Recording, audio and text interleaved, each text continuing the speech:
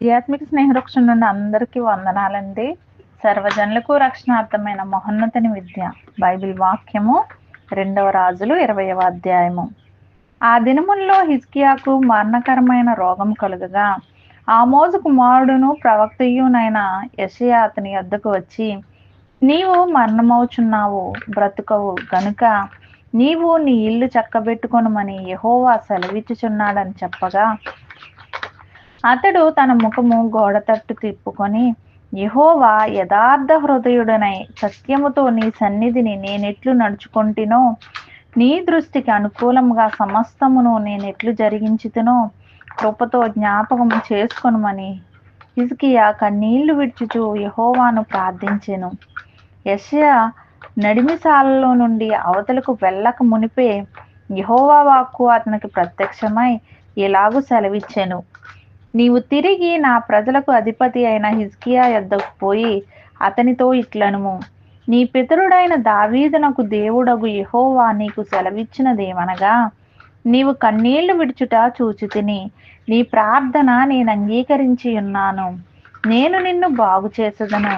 3వ దినమున నీవు యెహోవా మందిరమునకు ఎక్కిపోవుదువు. ఇంకా 15 సంవత్సరముల ఆయుష్యము నీకు ఇచ్చెదను. మరియు నా నిమిత్తమును నా సేవకుడైన దావీదు నిమిత్తమును ఈ పట్టణమును నేను కాపాడుచు నిన్నును ఈ పట్టణమును అష్షూరు రాజు చేతిలో పడకుండా నేను విడిపించెదను. పిమ్మట యెషయా అంజూరపు పండ్ల ముద్ద తెప్పించుడని చెప్పగా వారు దాన్ని తెచ్చి కురుపు మీద వేసిన తర్వాత అతడు బాగుపడెను. యెహోవా నన్ను స్వస్థపరచుననుటకు నేను 3వ దినమున ఆయన మందిరమునకు ఎక్కిపోవుదుననుటకు సూచన ఏదని హిజ్కియా యెషయాను అడగగా, యెషయా ఇట్లనెను, తాను సెలవిచ్చిన మాట యెహోవా నెరవేర్చునందుకు ఆయన దయచేసిన సూచన ఏదనగా, నీడ 10 మెట్లు ముందుకు నడిచెను కదా, అది 10 మెట్లు వెనుకకు నడిచిన ఎడ్ల అవునా? అందుకు హిజ్కియా ఇట్లనెను, నీడ 10 మెట్లు ముందరికి నడుచుట అల్పము గాని నీడ 10 గడులు వెనుకకు నడుచుట చాలును. ప్రవక్తయు యెషయా యెహోవాను ప్రార్థింపగా ఆయన ఆహాజు గడియారపు పలక మీద 10 మెట్లు ముందరికి నడిచిన నీడ 10 మెట్లు వెనుకకు తిరిగి పోవునట్లు చేసెను.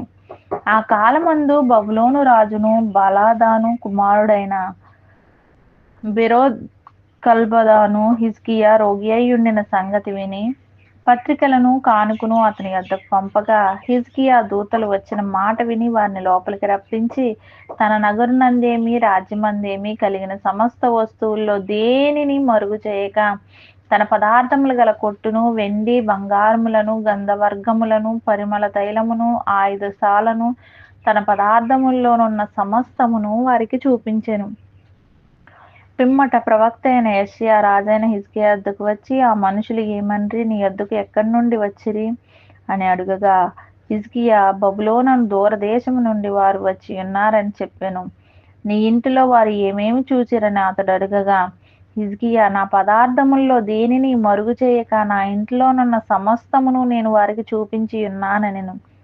అంతట యెషయా హిజ్కియాతో ఇట్లనెను, యెహోవా సెలవిచ్చు మాట వినుము, వచ్చి దినముల్లో ఏమీయు మిగలకుండా నీ నగరునందున్న సమస్తమును నేటి వరకు నీ పితరులు సమకూర్చి దాచిపెట్టిన దంతయును బబులోను పట్టణమునకు ఎత్తుకొని పోవడనని యెహోవా సెలవిచ్చుచున్నాడు.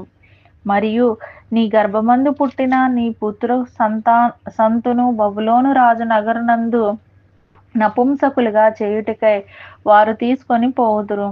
అందుకు హిజ్కియా, నీవు తెలియక చేసిన యెహోవా ఆజ్ఞ చొప్పున జరుగుట మేలే, నీవు తెలియజేసిన యెహోవా ఆజ్ఞ చొప్పున జరుగుట మేలే, నా దినముల్లో సమాధానము సత్యము కలిగిన ఎడల మేలే గదా అని యెషయాతో అనెను.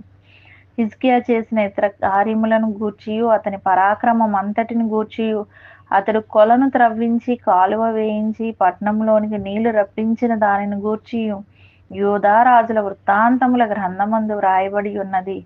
హిజ్కియా తన పితరులతో కూడా నిద్రించగా అతని కుమారుడైన మనష్షే అతనికి మారుగా రాజాయెను.